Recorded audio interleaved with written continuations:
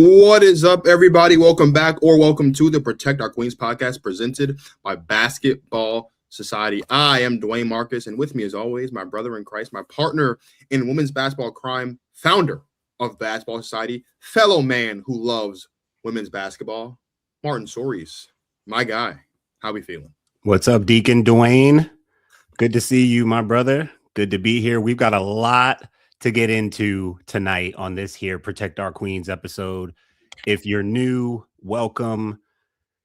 Join the conversation. Hit us live in the comments as we go through the conversation. We're talking about a bunch of things. The NCAA Tournament wrapped.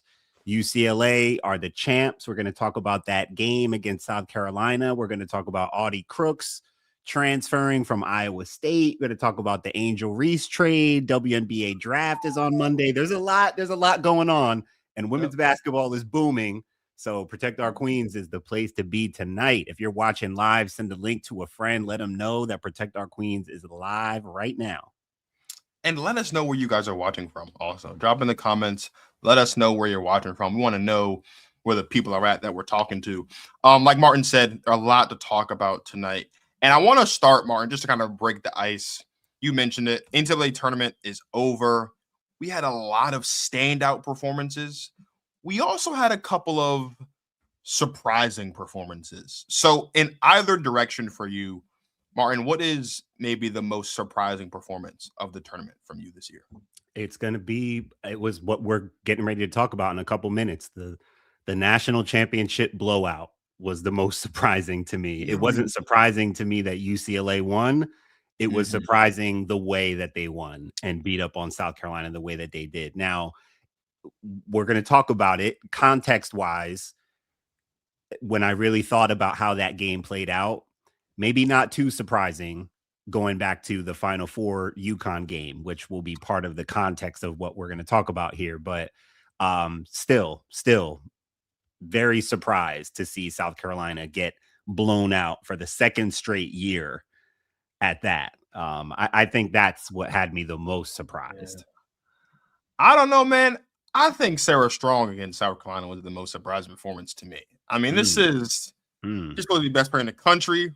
She ends up winning National Player of the Year. I don't like it. We know who I thought was National Player of the Year this year, Michaela Blakes. But I thought that was a little bit surprising because, Sarah Strong didn't struggle against South Carolina. You mentioned it, back-to-back blowouts. Sarah Strong was a big reason why South Carolina wasn't blown out in that national championship game last season, right? And Sarah Strong had been on a very dominant season, right? People are talking about, regardless of what Michaela Blakes was doing for Vanderbilt, Sarah Strong is getting pulled out of games in the third quarter, early in the fourth quarter, because of not just how great she is, but how great her team is. I did not expect Sarah Strong, UConn as a whole, but especially Sarah Strong to struggle the way that they struggled on last Friday against South Carolina. I had to watch the game after the fact because it was Good Friday last Friday. I was at the, being a good deacon. I was at church on Friday, so I didn't get to watch the game live, but I'm sitting here, I'm like, and I get to watch it. I'm like, I don't think just seeing her struggle with the size, being smothered, not really having an answer or a counter for what South Carolina was giving them, showing her defensively was just surprising to me. It's the first time it's the first time so far in her career we've seen her look like that. And again, going back to last season when she looked great in the national championship game, even before that, she looked great in the game in South Carolina when UConn blew them out a month and a half before. I was just, and again, at the beginning of the season, I was like, oh, UConn's going to do them down again at the top. That was at the top of the year. Now, my tune did change. I was like, okay, maybe we'll be a little bit closer. But I just did not expect, of all the big-time players to kind of not show up, I guess, in a big-time moment, Sarah Strong was not on my bingo card of a player I thought might underperform in a big game. I really expected, I'm not going to say I think by the time we got to the game, I was kind of 50-50 on whether or not UConn would win the game.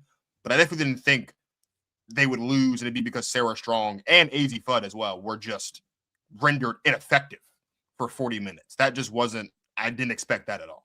Yeah, I think it was jarring and I don't know if it was as much surprising to see what South Carolina did to UConn, because leading up to the game, I definitely had in my mind, I'm like, South Carolina is going to win this game. They're too motivated from last year. Their athleticism, their depth.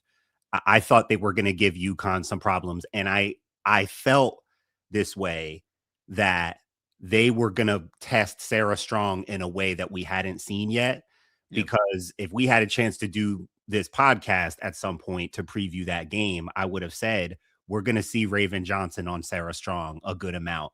And why that wasn't the most surprising for me, Marcus, and why I said, like, I felt like going into that game. Listen, I go back to our Threads account. I was commenting on these games on Threads, and one of the things I said leading up to the game on Threads was, it feels like we are going to need a generational game from Sarah Strong.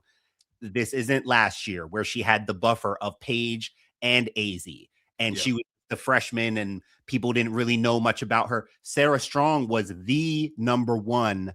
Obviously, her and AZ are the 1A, 1B, but like Sarah Strong needed to be the one to almost dominate in that game. Like, she couldn't just play the field and just let the game come to her. That wasn't a game where you can let the game come to you. You had to take that game from South Carolina, and they challenged her to do so. What is the one feature of Sarah Strong's game, Marcus, that I have said is probably if you want to say the biggest weakness, the biggest area we could see it from improvement, the one thing you can look to challenge her on? It's the whole thing. If you remember, when I've talked about, people have argued with me about the Maya Moore comparison, and what have I said? She's not as much of a guard as Maya Moore. She's more of that dual forward. She goes inside and out, but for me, she's a lot more inside. We haven't seen her open up and expand her off the dribble perimeter game yet. And you had said to me in one episode, you said to me, like, man, you were like, your face went like crazy. You're like, I'm just thinking about Sarah Strong with an off the dribble perimeter game, because that's not really what we're seeing yet, right? Maybe that's the next levels for her. But listen, I was looking forward to seeing how she would respond to that kind of defense from South Carolina. And frankly, I wasn't surprised that, everyone was sharing the clips of Raven, guarding her, denying her in the post, getting at her on the perimeter. Raven became one of the ideal. And when you said it wasn't the size, bro, it wasn't the size of South Carolina. It was the quickness, the length and the quickness that I saw bother Sarah Strong in a way I haven't seen her bothered yet. And between her and obviously AZ struggling was not helping. I mean, they both really struggled, and mostly because of South Carolina's defense. But man, I wasn't that surprised, because going into the game, I was like, if Sarah doesn't come with a certain energy of taking this game, this will be a time where she's going to be tested, because South Carolina is just that good defensively, that versatile defensively. So that's why I say I wasn't surprised, because I thought that was going to be finally the test to find out, can Sarah really dominate a team individually? Because I felt like South Carolina was going to do a good job of neutralizing others. I'm like, there's no way UConn wins this game unless Sarah and AZ, right?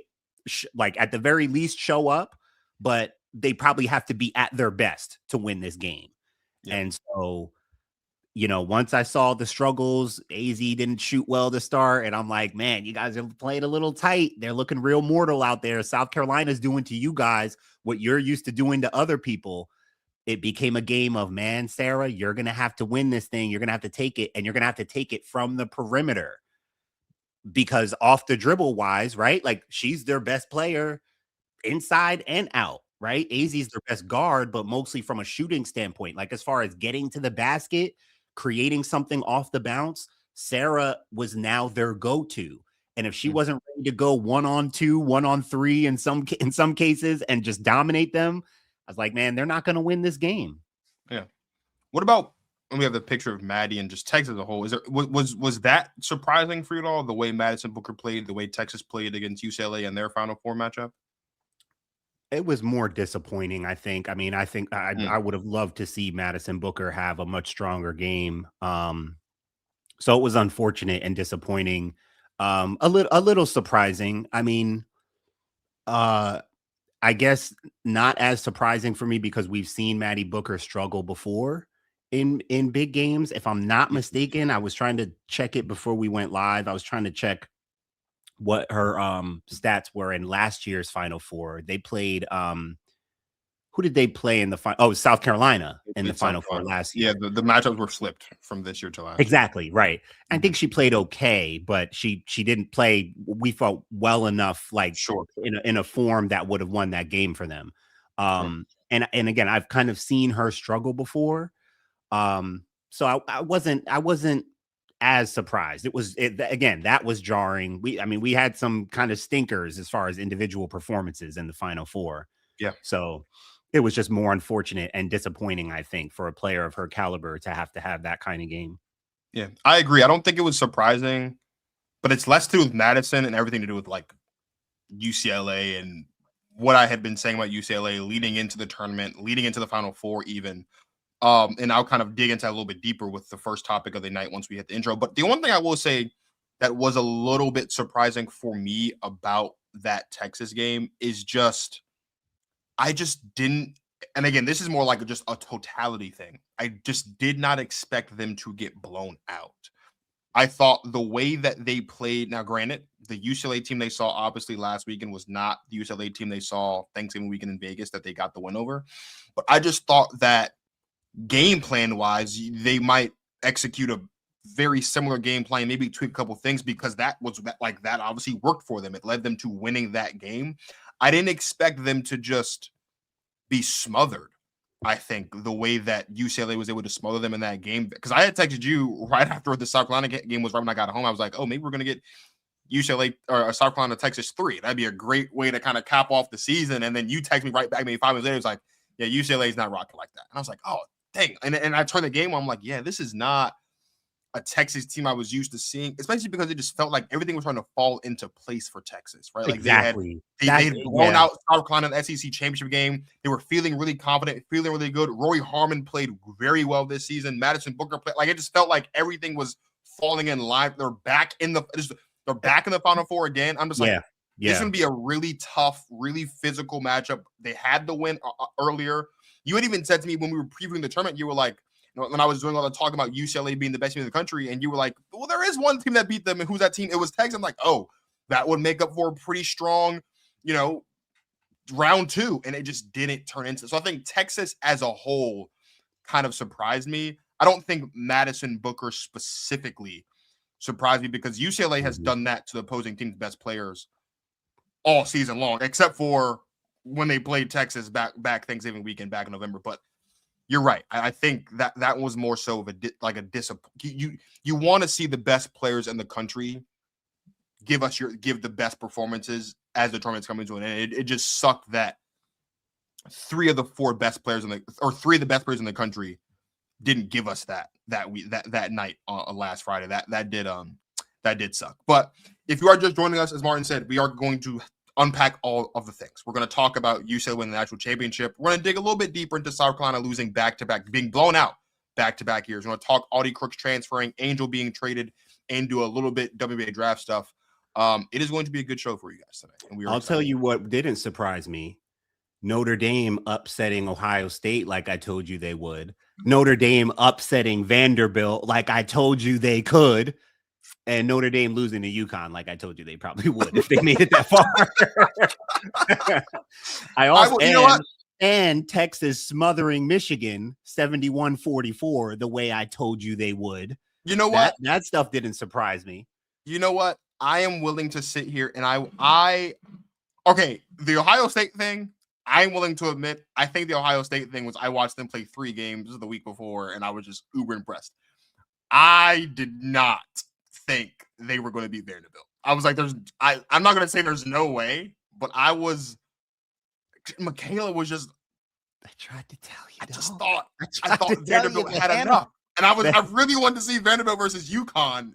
Michaela, Hurricane Hannah, dog. I love Michaela and Hannah. Hannah Hidalgo. Jersey girls, Jersey guards. Yeah. Covered them both since high school, before high school. I love both players. In that game, I wanted to see how Michaela was going to take the challenge of Hannah Hidalgo, who's a year above her, who really had her number in high school, but it felt like Michaela has worked. Michaela was first team All-American this year. Hannah was slotted to second team. Whether you agree or disagree, Michaela had a national player of the year type of season, led the country in scoring. So I'm like, man, maybe she's ready to. Hannah was the big test for her, because that goes back to New Jersey high school. I'm telling you. And as I was watching that game, it's like, man, I don't know. I'm like, I don't know if I see it. I don't know if I see if she's ready to take out Hidalgo yet. And that's why. And I mean, I knew that game was winnable just because the dynamics of Notre Dame, Hannah, which I talked about since November in terms of their competitiveness, they found a little better rhythm as a team going into the tournament. But just the energy, what Hannah brings as an individual force, I knew was enough against Ohio State and against Vanderbilt was very good, but they're very similar to Notre Dame. Outside of Michaela, they got Aubrey Galvin, they've got Justine, they got some decent players, but it's not like there's some loaded team that's just unbeatable and unwinnable. I was like, man, I see a team that could lose to Hannah and Notre Dame. I saw it as more even than maybe other people did. Yeah, for sure. And look, when Martin Soros is right, he's right. And I will let you. And I will let you know. And I will bring. I will bring receipts. I will let you know when I was. I will. I'll let you know when I was wrong too. But I'll start with the times when I was right. Yeah, no problem telling you when he's right. He'll tell you when he's wrong, but he loves to tell you when he was right. There were a couple times I was right this season, and that starts with UCLA. And let's get into that right now. Protect our queens. Do you practice this? Was this spur of the moment? They put the ether beat on this. I started paying attention to women's basketball in a way that I never had before. Now, crossover, she has all that in her bag. I just think that Paige is more well-rounded on both sides of the ball. It's all about her feel for the game, bro. All of these girls seem like a WA guy that got a turnaround fade in the paint. We don't need 7 games. We didn't need 6 games. We didn't need 5 games. 4. Whoa. There it is. All right. So UCLA, the UCLA Bruins win themselves a national championship, the first national championship in program history. They're the first Big Ten team to win the national championship since Carolyn Peck took the Purdue Boilermakers to the championship in 1999. It's 27 years ago. And there's one guy on this podcast who kind of called it. So let's go back to when I called and I talked about what makes UCLA the best team in the country. I think UCLA's supporting cast, the players not named Kiki Rice and Lauren Betts, have more consistently shown up in games this season and in big games this season than UConn's supporting cast, players not named AZ Fudd and Sarah Strong. And when we talked about in that conversation, you talked about weapons and you talked about discipline. There's no denying now that UCLA has the weapons. And I think you can actually make the argument now that of the other 3 number 1 seeds, UCLA has the best group of weapons. Offensively, defensively, versatility, like whatever metrics you want to check by. I think it's clear abundantly that UCLA has the better supporting cast compared to South Carolina, compared to Texas. The UCLA Bruins scored 79 points on Sunday. All 6 of their seniors were responsible for 100% of their points. Not a single underclassman scored. Now, most people might look at that and be like, that's not really well balanced. Well, when you think about it, when your best players, your starting 5, we'll go top to bottom. Lauren Betts, Kiki Rice, 1 and 2. Then you add in Gianna Nepins. You add in Gabriela Hawkins, Angela Dugalich, who was the 6th player of the year in the Big Ten this year. Then you also throw in Charlize Legger-Walker. The 6 of them by themselves beat South Carolina, blew them out by 28 points. I'm not mistaken, that is the 3rd or 4th largest margin of victory in tournament history, followed up by last year's margin of victory, which again was another blowout. We'll talk about that in just a second. You know what this reminded me of, Martin? I was sitting here doing some thinking, and UCLA winning the national championship this season, it is, in a lot of ways to me, very, very similar to Indiana winning the national championship for football. And I'll explain why, right? UCLA very obviously was at this point. In hindsight, it's 2020. If you look back on it, aside from the one loss, you look back on the wins UCLA had, how they're winning those games, the way their players looked, the coaching, the schematics, all the things. You would look back now, and no one would debate that UCLA was the best team in the country from the beginning of the season. We convinced ourselves as fans, because South Carolina was the runner-up last year and had a lot to prove. We convinced ourselves that because UConn was the national champions, you've got Sarah Strong, they're undefeated. We convinced ourselves that because Michaela Blakes was on a heater down there in Vanderbilt. We convinced ourselves that Maddie Booker in Texas looked a lot better. We convinced ourselves that because Flaugier and Michaela and Malaysia will for while they existed, like, we convinced ourselves that all these other teams were better suited, better equipped, and maybe more capable of winning a national championship this season than the team who was built to do so right in front of us all along. And with Indiana, it was the same way. We thought Ohio State was going to win a national championship because he won it the year before. People had fallen in love with Arch Manning so much so that Texas was the number one ranked team in the poll coming into the season. People thought Oregon might do it for, like, we convinced ourselves that all these other teams, except for the team that was doing it on the field consistently, was going to be the team at the end of the season to hoist the trophy. And I think UCLA, to be able to lean on their seniors the way they did in that game, was not surprising to me at all. Because back at the Big Ten tournament, I talked to Kiki Rice and Gabriela Jaquez after they beat Ohio State. And I asked them flat out, I was like, what are the differences you're seeing in this team about what makes you think you guys can win a championship this season?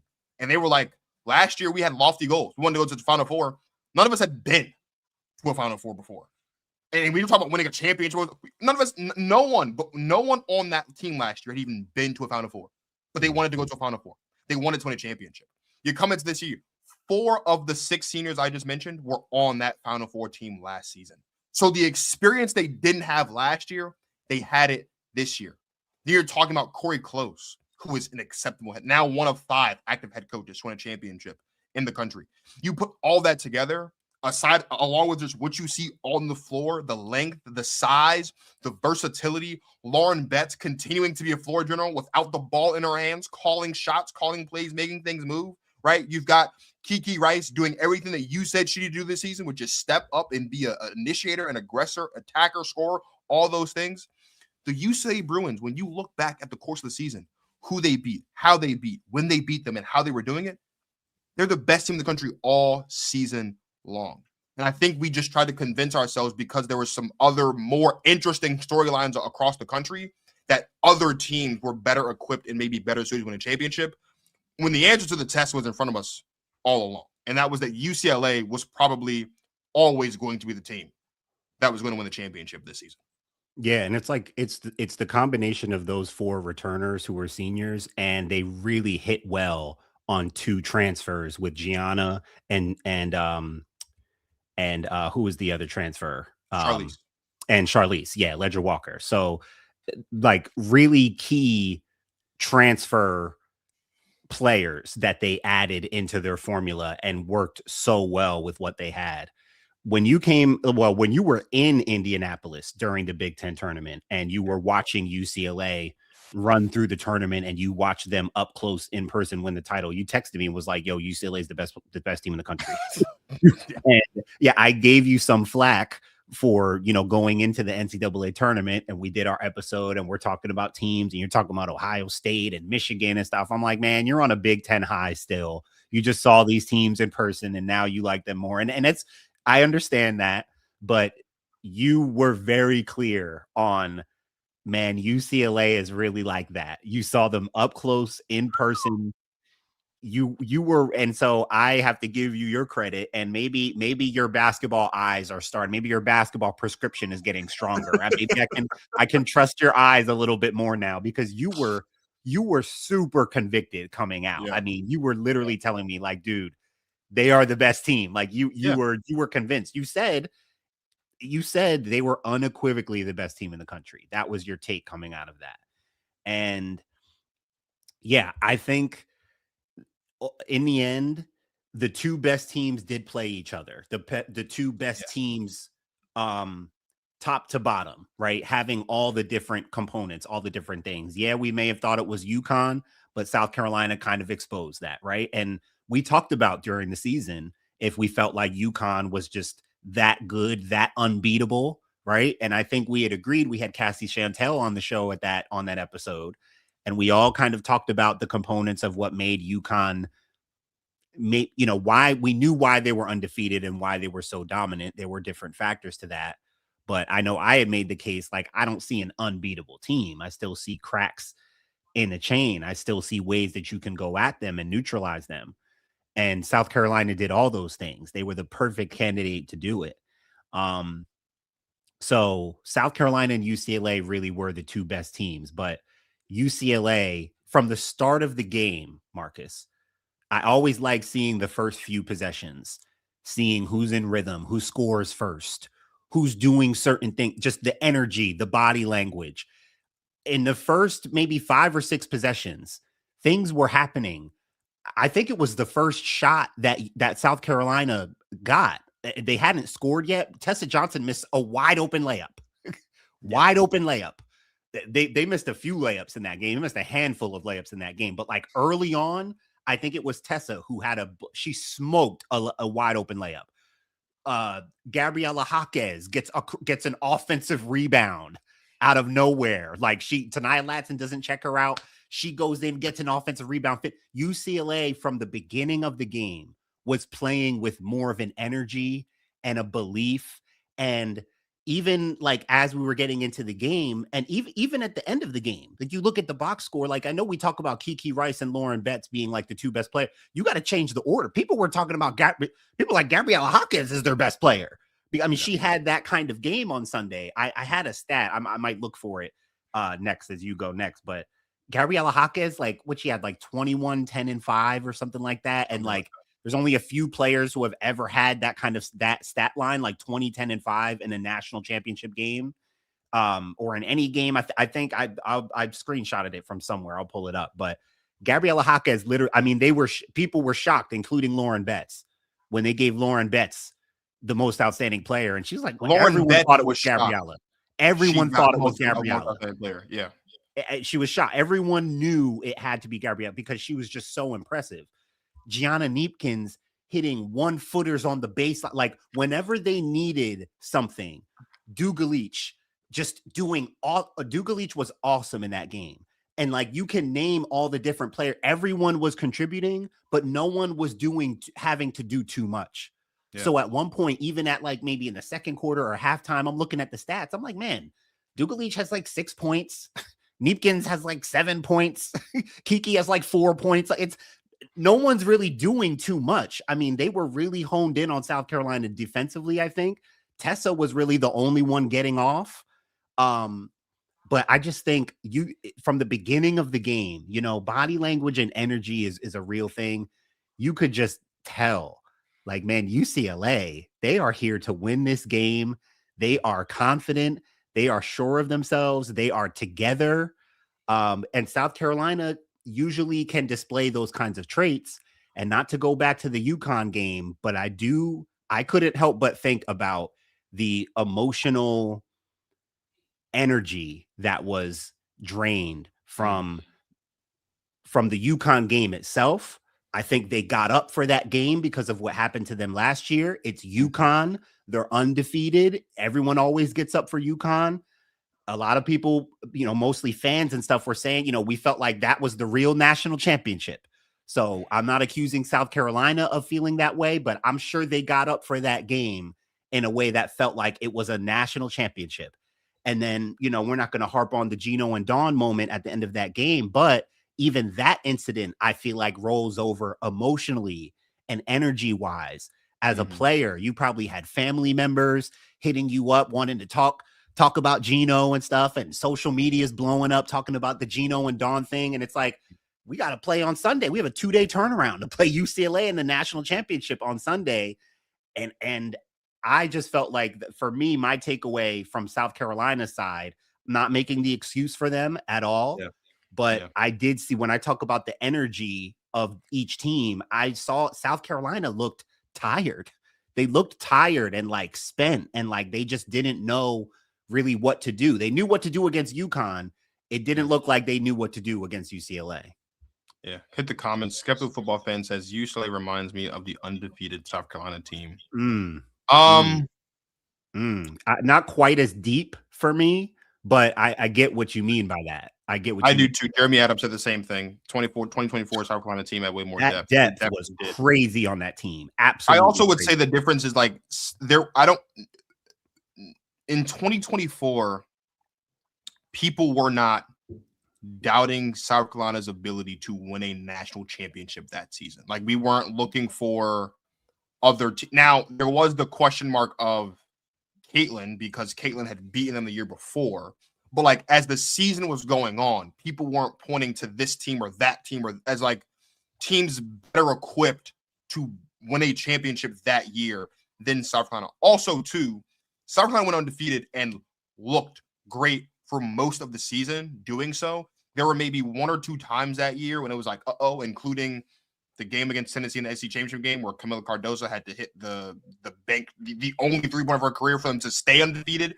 But like when I say UCLA, like when I tell you that the Converse, we were going into Selection Sunday and we kept seeing every time UCLA was mentioned, we kept seeing that quad 1 wins graphic all the time because you look at their resume. I'm saying that they're the best team because of what I saw on the court. Most people were saying they're the best team because of the resume of the quad 1 wins and the wins against ranked, like all of those things, that being undefeated in the conference, what that conference, like all of those things. And that's all fine and good. But on the floor, leaving the Big Ten tournament, there was just no way I could have left that week watching how they played and not think that was the best team in the country. And I think that is like the stark difference between those two teams. 2024 South Carolina, maybe you give a nod to LSU because they won the championship the year before.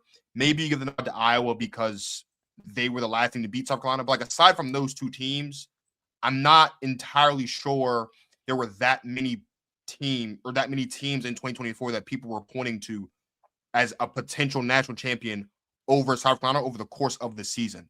UConn, Texas, South Carolina, LSU, and even Vanderbilt at one point was undefeated. That's 5 teams that in some way, shape, or form, maybe not Vanderbilt as much, but that's 5 teams that in some way, shape, or form were being pointed at as a potential national champion over the team that won the national championship and probably should have been the favorites all along. And I even went on our threads, like the Protect Our Queen threads, and was like, yo, if you just watch these two teams play, UCLA and UConn, that is, I don't think anyone that just watched those two teams play should expect UConn to be favored, like would favor UConn in a potential matchup. Not saying they wouldn't be favored because betting odds are betting odds, but just watching the two teams, to me, there was no reason that if those two teams matched up, UCLA should not have been the favorite to win that game because, again, that's just what my eyes were telling me. I don't know if they would have blown out UConn, but I definitely think they would have beat UConn for sure. I think it would have been a better game than South Carolina, which is maybe too easy to say because of how things played out. But and again, I think different things played into that. But UCLA, I think what was the great story at the end. Obviously, I think Lauren Betts individually, the stuff that she's gone through with the bullying and stuff, and stuff that she's been public about, like seeing her have that moment, I thought was really cool and really deserving. I think and we're going to talk about the draft later.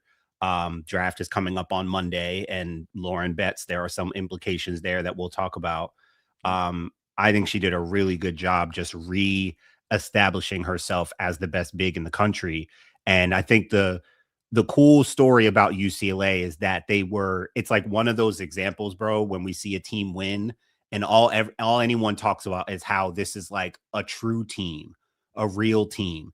And sometimes I feel bad saying that in that way because it makes it seem like the team that they beat isn't a real team and isn't together and stuff. So sometimes I feel bad because it's like, man, South Carolina was a great team too. They were great. But I think UCLA, man, they had this. And when you hear things Corey Close says about the team and Kiki Rice's leadership and people being in the gym longer and just the commitments that they made through the season, you hear the makings of a championship team. You hear that they really were preparing themselves for this moment all along. And then the makeup of the team was really just masterful. In the end, when you look at how the roster was built, like we talked about with players that came back and then the players they brought in through the portal, that 7-person team, I mean, who cares that no underclassmen scored? Like if 7 seniors can beat you and 7 people can beat you, like whatever class they're in. So like, but they all had so much to contribute. And like I keep saying, none of them had to do too much. It became an ultimate story of, man, that team was just totally together. Everyone knows their role and everyone's good. Like that's the thing about teams like that, Marcus. Like they don't remind me that much of that South Carolina team that went undefeated, just stylistically and makeup wise. Because again, like and in terms of depth, like that South Carolina team was like, they were like 12 deep, bro. Like that was that was very unique depth. And that's not what we saw with this UCLA team. But I always love seeing a championship team. Usually like that undefeated South Carolina team had all the things: size, talent, depth, shooting, defense. Like they had everything. That's why it was like, for me, a shoo-in. Yeah, they're going to win it. Like no one's going to come with enough to beat all the things that they have.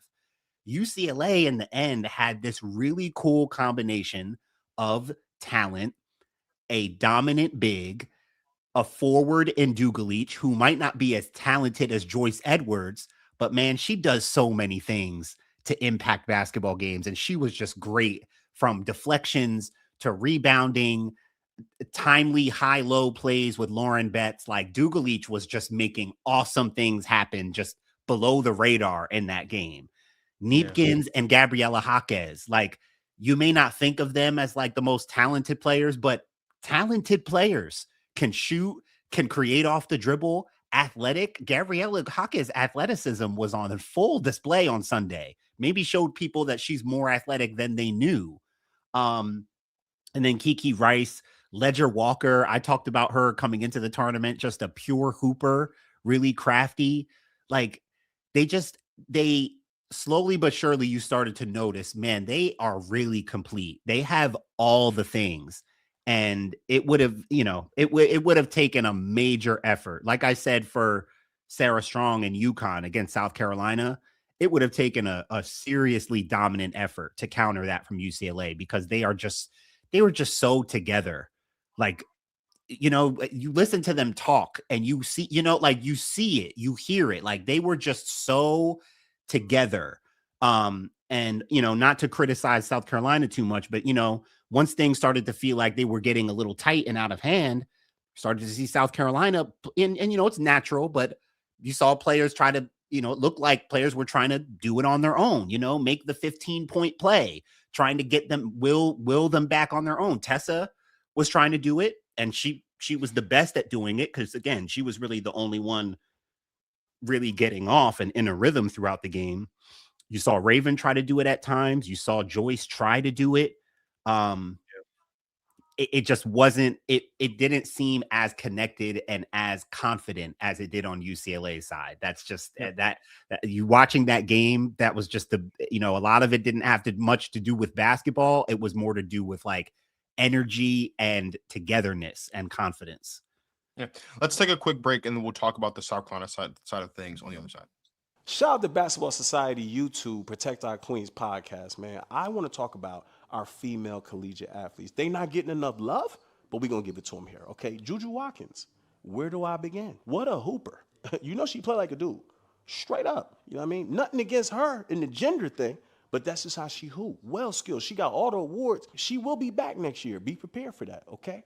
Her relationship with Jaden Daniels, let's talk about it. They a little too in love. You know what I mean? One get hurt, the other get hurt. That's a problem. Did you know her real name was Judea? We got to put the parents through some sort of test before they start naming the kids. You can't just name your kid Judea Skies. That's her name, Judea Skies. We got to call her Juju. We got to call her Juju. Martin, are you Are you concerned for the direction South Carolina is going? This is now back-to-back years they've made the national championship game. This is back-to-back years they've been blown out in the national championship game. As I mentioned earlier, these are the third and fourth largest margins of victory in a national championship game ever. They've lost both of them. Yeah. Well, they've been in the national championship game the last 3 years, correct? This is true. 3 years in a row. They've been in the national championship game. And it's 4 of the last 5. 4 of the last 5. Final Fours, it's probably 4 of the last 6 or 5 of the last 6 or something like that. They're like 6 straight or 8 straight Final Fours or something like that. I'm not concerned at all, brother. I'm not concerned one bit. I'm really not. Like, they keep getting back here. Yeah. Things are gonna, the Raven Johnson era is over. Tanaya Latson's out. Things are gonna look a little different next year. Jersey Robinson's coming in. We'll see who else might be coming in or coming over. Or I'm not that concerned, bro. I have seen South Carolina people out there talking about how they feel like I saw a lot of people complaining about Medina after the game. Okay. And how the lack of a true dominant, post presence like South Carolina is accustomed to having was something that fans were really kind of pointing to and noting as like, that's what we have to get back to now, because Medina was driving people crazy, taking those 3-pointers and long twos during the game, which are shots that she's made all season. So I'm of the mindset of like, hey, she can hit those. So you got to give her that confidence. She's been making them all season. But I understand the sentiment because they didn't have like that true. And against going up against Lauren Betts in the national championship certainly would have helped to have a true presence. Now they're getting Ashlyn Watkins back. Chloe Kitts will be back. I don't know if they necessarily fit the bill as like a dominant inside presence. They're certainly capable bodies and athletes and good players. But I think fans are more so looking to get back to having an Aaliyah Boston or an Asia Wilson or a Camila Cardoso, or, a big player who really has that true impact inside. Medina gave them that inside out kind of versatility, which I really appreciated from her skill set to kind of change the look of South Carolina this season. But in the end, it may not have been that ideal. They even had to go to small lineups. They had to take Medina off the floor. They brought May Keir in, had to go with their smaller, quicker, lineups in that UCLA game to switch things up.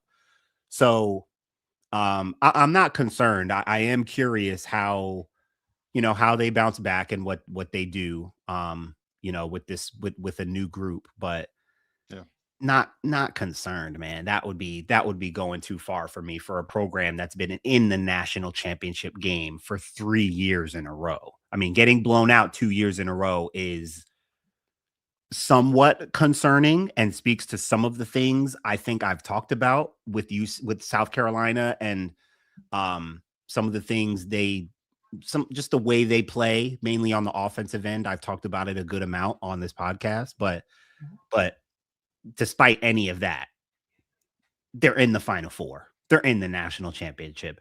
They're there. You want to finish the job. You got, you want to win them, but they're still getting there. So I think they'll be okay. I mean, again, under Dawn Staley, we're talking about 8 Final Four appearances overall. This is 6 straight dating back to 2021. They've been in 4 of the last 5 national championship games. They've been in 5 of the last 7.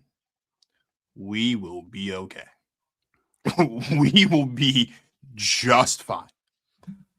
I personally, and maybe this is the non-athlete in me, so if you don't agree, correct me, whatever.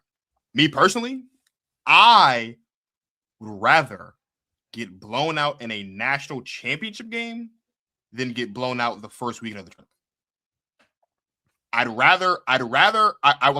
would rather I competed for a championship than have been sent home in March. So I get it. I get it, right? Like, this is not a good look. It's not a good feel to be have lost the big game the same way back-to-back years.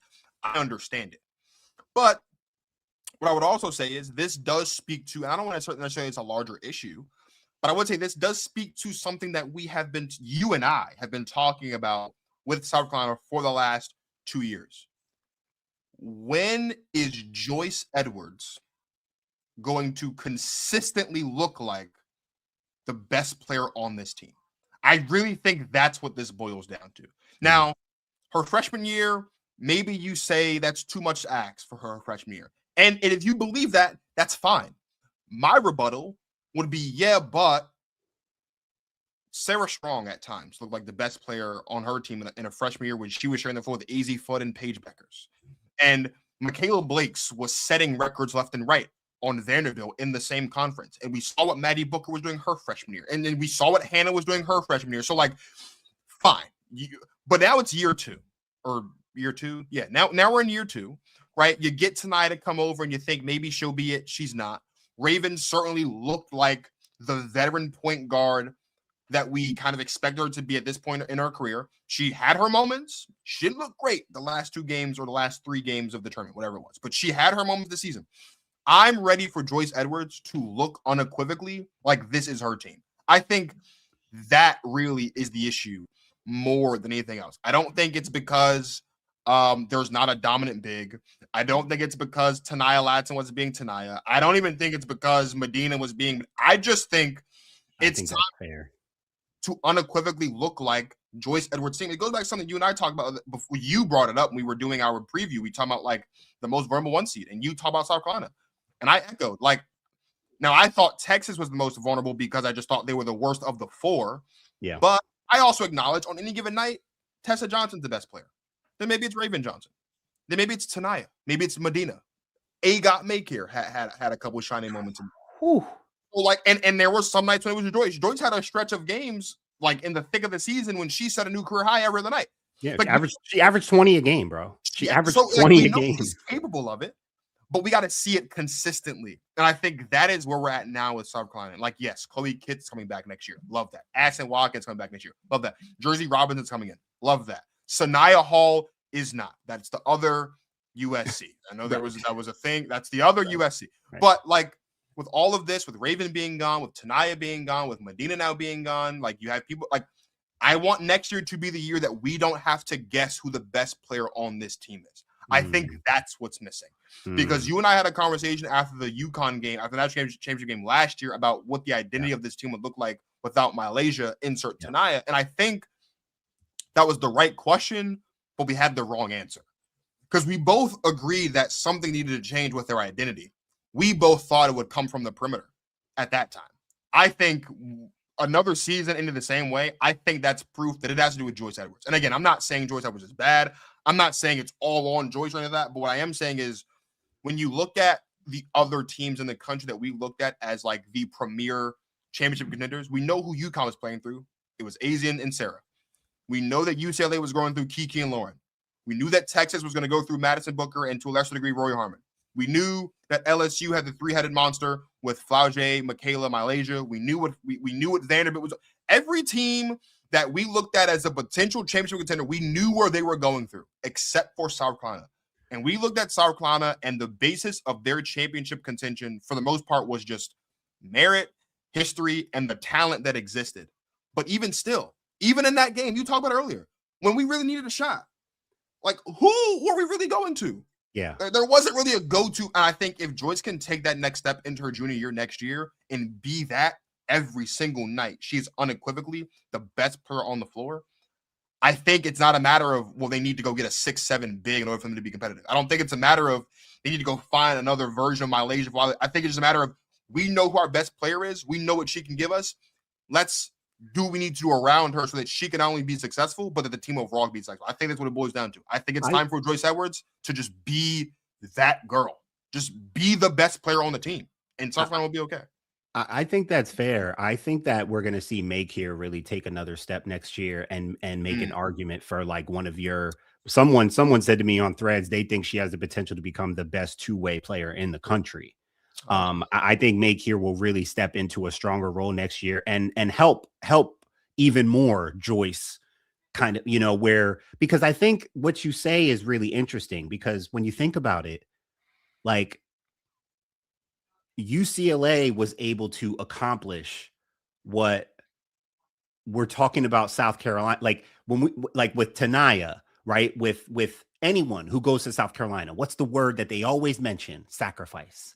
Yeah. Well, what are you sacrificing? We all know what it is. It's the opportunity to score, 25 points a game or be an All-American, right? I talked about it during our preview of the tournament with Tanaya Latson, how coming into the year, she was ranked as like a top 10 player in the country because she led the country in scoring last year. We knew she wasn't going to lead the country in scoring on South Carolina because there's a spirit of sacrifice when you play for South Carolina, not just because you're playing with other great players, but because of how they play, how they preach to play. And that system, that model of playing is pretty similar to what we're talking about with UCLA, right? Like it's pretty much the same thing. Like UCLA, like I said, we know Lauren. They mostly played through Lauren. Like I think the argument is now up in the air, basically, between who's their next best player, between Gabriella, Kiki, right? Like we both love Kiki Rice, but like it's not like she was pronounced as one of the top, players in the country this year. Like it was pretty even. That's why it's what made them so great. There's not really that much fluctuation between Kiki's really good. Well, Gabriella is really good, can look better than Kiki at some point. Gianna Neepkins is hitting shots that we don't see Kiki hitting, right? So there's a real balance of abilities there. And I know I keep saying this, but it's just really important that I stress South Carolina and UCLA were in similar spots. Different people can show up as the best player. So even as you're saying, and I agree with you, I think you make a really good point there with Joyce, but it's not like that's the reason they lost to UConn last year. And what I talked about a lot with South Carolina last year and why I said I was worried about them was led up to why they lost. It was a difference in perimeter play and 3-point shooting. And that's why we talked a lot about, okay, Tanaya's coming in, little more guard oriented, maybe approach this season because of how they lost last season to a team that was just their 3 best players were far and away better shot makers than South Carolina's 3 best players. And the way that they played was just overpowering the way that South Carolina played with Paige, AZ, and Sarah, all 3 high-level shot makers from all 3 levels, right? This year, they lose to a team that was just balanced, kind of like they are. So I'm with you on that point on Joyce. I think that's a fair and strong point. But I also think now we're kind of in that same spot, but with a different kind of just the kind of team they lost to this year was different than the kind of team they lost to last year. And they were blown out by both. So I'm not really sure what the answer is. What I will say, my last point I'll say when it comes to Joyce, and I'll say this, it relates to something I felt about AZ in that South Carolina game. I don't know if it's a thing of like these players have won a national championship already. I'm not accusing either of them of being checked out or not caring that much because they've won before. I'm not saying that. But even Raven in her post-game conference, her and Tessa were up there. You didn't see girls bawling their eyes out, depressed. One of the reporters asked Raven, like, you're smiling. It seems like, Dawn always talks about you have a positive mentality and Raven had to tell them, like, listen, I have a bubbly personality. Yeah. And, I'm dealing with this. I'm smiling through my pain. She's like, I'm pissed off. Like, I am mad right now. She had to tell them because she's not sitting up there depressed and crying. I do think part of that is the fact that she's won 2 national championships already. So it's a little different when you're ending your career. I think that helps. I think when you're, you played your last college game, it's tough. It's emotional. But when you've already done it, I think that does help a little bit. So I was just like, I talked to you about this some with a player's temperament.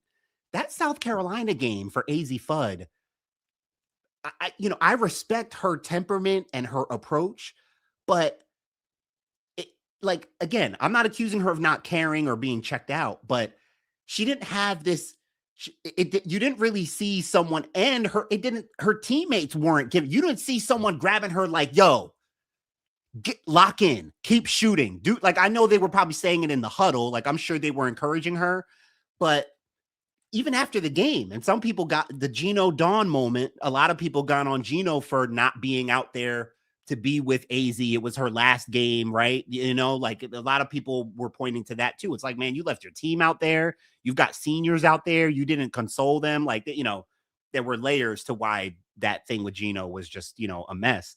But after the game, you know, you see AZ jogging off the court. It's like, you know, and again, I can respect that even keel kind of temperament, but man, players like AZ and then going back to Joyce, and I've talked to you about this with her, like, you don't see a whole lot of emotion, and it's not like you have to have that, but those are the kind of players, when you talk about Joyce really taking that step and really owning her talent and her ability to be the best player and to lead them in those big games and big matchups, I think that takes a little bit more of it. Like, Joyce is so even-keeled, like nonverbal, right? Like, we're seeing Sarah kind of evolve and have to go through that. She was a lot more verbal and vocal this year than she was last year, but just very, you know, passive, humble, right? Like, and again, I'm not saying all great players have to show Hannah Hidalgo level of intensity and emotion, but that bit of intensity and emotion does make you more confident in, like, okay, they're going to bounce back. They're going to figure it out. You know, you don't see that a whole lot. And again, not that you need it, but I think that is something to point to and note when it comes to, like, you know, these games and these matchups and these big time and players taking over moments and taking over in big games. Now, for Joyce, it might be a bit different because she hasn't won one yet. But I think just yeah. But even then, having been around people who have won one, a coach who's won one. This well, Joyce is a sophomore, and with Joyce, my point would be she's a sophomore, right? Like, she knows there's more years. Yeah, she got right. Last game, so I didn't mean to group her into that. I was more so like saying sure. Raven and AZ, but like in terms of temperament, I mean, Joyce is a sophomore, so I wouldn't expect her to be devastated. Yeah, no, absolutely. We are going to take another quick break, and then we're going to come back. We're going to talk about probably another. It seems like every year now we get a super surprising entrant into the transfer portal. This year, it's Audi Crooks. But we're going to take a quick break and come back and talk about that a little bit more on the other side.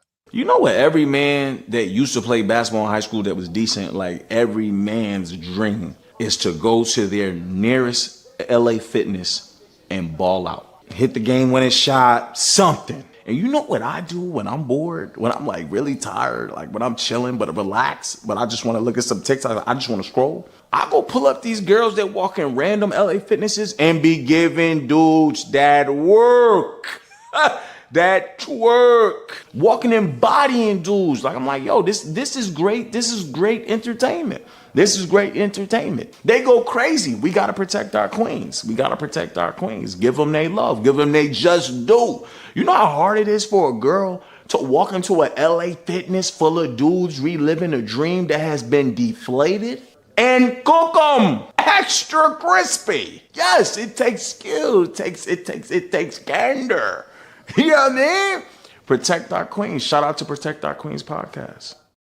Shout out to the people watching live the Protect Our Queens podcast tonight. What we got some comments. What do we got in the comments, man? I know we got people chatting it up in there. What's going on in the chat? Natured Ux 1957, or maybe it's Nature Redux, says, be concerned if Juju comes back fully healthy for USC. Losing Raven, who saved Dawn's backside countless times, is leaving. So maybe I don't know if I'd say Raven has saved Dawn's backside. I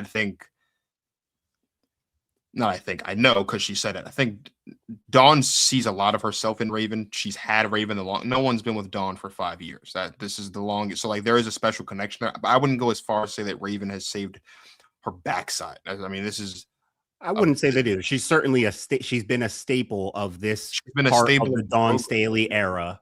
It's going to be interesting. We did a whole episode on Raven maybe about a month ago after that LSU game. She put South Carolina on her back in the most testy and hostile game of the whole season, outside of the national champ. But that game at LSU, that was the game of the year, and Raven Johnson was the best player on the floor. That game put Raven Johnson stock so much higher up for me. But it is going to be very interesting. The South Carolina is going to be elite. They're going to be good. They got Jersey Robinson coming in. If people don't know, big guard. She's not the kind of point guard that Raven is, but very interested to see how her talent translates. I think she'll be a force right away, but it will be interesting to see, people talk about Maddie McDaniel. Some people feel like you can't just replace a Raven Johnson, I guess is just my point. You can't just replace that. You can make up for it, but you don't just get another Raven. They got other talent coming in. So it's going to be interesting what happens with the point guard position for them going forward. It is. Are we still on the wave of up to this point? That was Valentine's Day. It's April 8th. So we're almost 2 months removed from that game. 2026 up to this point. Is that still the biggest basketball game of the year to you? Do you think we've had a bigger basketball game overall than that one? No, that's still, to me, that's still at the top of the list until we get to, maybe in the NBA playoffs, WNBA, we'll see what happens in the NBA, the end of the WNBA, the end of the NBA season. Yeah. And WNBA season, we're going to have some pretty great matchups, some pretty big games, but that I think that's going to take the cake, man, but we'll see. What else we got? Nature Redux also said getting to the final and getting blown out is not, but yes, it is. 100%. I think it is. You would much rather have a Final Four on your resume and a national championship appearance than have been smacked around the first weekend of the tournament, guys. I know. 100%. Yeah, I saw someone say, like, I know Raven and Tanaya got emotional eventually. I know they cried in one of the interviews. Like, I'm not saying they never cried. I'm sure they cried in public and private. Like, I know that. Yeah. But if they lost in the first round, they would have been crying on the court. Oh, absolutely. You know what I mean? Like, if they lose in the first round, your last college, no. I would much rather be in the final game for sure. Get blown out in the first round. Not to mention, if you get blown out in the first round, that's against a 16 seed. You might quit playing basketball after that. You're getting you're gonna end up like Tennessee, all the players in the portal, and just gonna have to figure out what we're doing. Maybe, I don't know. That was kind of crazy. I'm sorry, I didn't. But seriously, like, South Carolina gets blown out in the first round. You want Don Saley's head on a stick. All the players are gone. We're trying to figure out what the future is. No, literally, like that turns into a completely different scenario. God. For sure. The internet breaks if especially because when, if ever, has that happened? On the women's side, right? Like, I don't think it happened the one time. I think it was Sarah Strong's mom, Harvard, in like 1990 something or whatever. Yeah. You'd much rather be blown in the final than in the first weekend. Yeah. Let's talk about Audi Crooks. Audi Crooks is transferring from Iowa State, which is interesting. Shocking. It is. We didn't think she kept making it seem like she wasn't going anywhere. Like she was, she was going to ride it out. But the conversation about Audi specifically has kind of evolved a lot this year compared to her first 2 years for a number of different reasons, and we may or may not unpack some of those things here. But like, where do you see being the place for Audi Crooks to go? Like, what makes the most sense to you for Audi Crooks to transfer to play her next or maybe her final 2 years of college basketball? I have 6 teams written down. I've seen these. They're pretty common teams that I've seen people suggesting, but I have 6 written that I think could be interesting for different reasons. I think that the most interesting thing to think about with Audi and who's going to be courting her and where she ends up going, I just think, I mean, it's a little more nuanced than just thinking of teams that need a big. And I mean, some of the teams I have listed, I'm thinking about, it's like they're teams that could use an inside scoring presence, right? But then you're also thinking of the style of play. And a couple of teams I have here, and that I've even been on threads talking to people about it. And people have questioned, like, oh, do you think so? Like, we're like a small running team. Like, listen, it depends on the coach. It depends on like what they're comfortable doing. But it's like, man, almost anyone should want to bring in Audi Crooks. Almost. Like, I don't think every program, is needing this. But I mean, it's just going to be fascinating to see who is ready to insert her either because it depends on the level of program. I think she's staying Power 5, so that's an interesting thing too. I mean, it might be somewhere random like Virginia Tech or something, bro. Who knows? Like people seem to think it's going to be one of the programs, one of the major ones, but maybe she goes to freaking Texas A&M or Alabama or something. Who knows? Maybe somewhere random we're not expecting. But it's going to be interesting to see what kind of program wants to either bring her in to play through her and play her style, or adapt and converge their style with hers, right? So I have 6 teams listed. Okay. USC would be one of the more interesting ones for me. The return of Juju along with Jazzy, who's there now. They've got, recruits come in. USC is going to have a major comeback with Juju's comeback. New players, returning players. Jazzy Davidson made a name for herself this year. USC is going to have a serious situation. I wouldn't be surprised if Audi is interested in that kind of situation, to play with a Juju, to play with another high-level player. I've got a few other programs here with other high-level players she could play with too, but I just think of USC as like, okay, maybe that's an option. I know one team that's on the list. I'm just waiting for us to get there. Vanderbilt. They need help. They need talent. They need more. They need more, especially inside. Get Michaela Blake's she's got her guard running mate, but like, I think that's something I could see them being interested. I could see that making sense.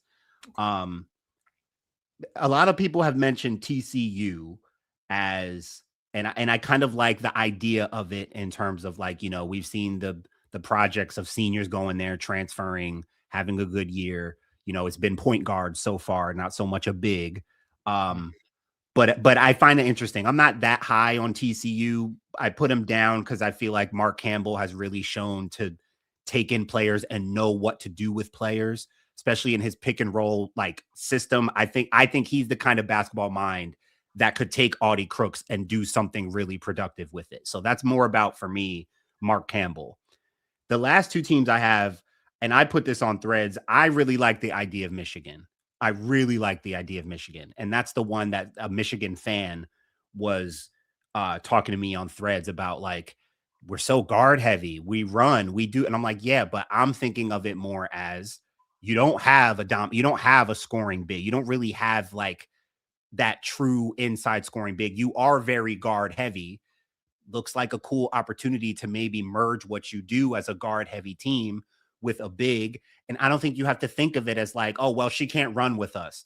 First of all, Audi Crooks runs better than but people seem to think she plays no defense and she just can't run the floor and doesn't run the floor.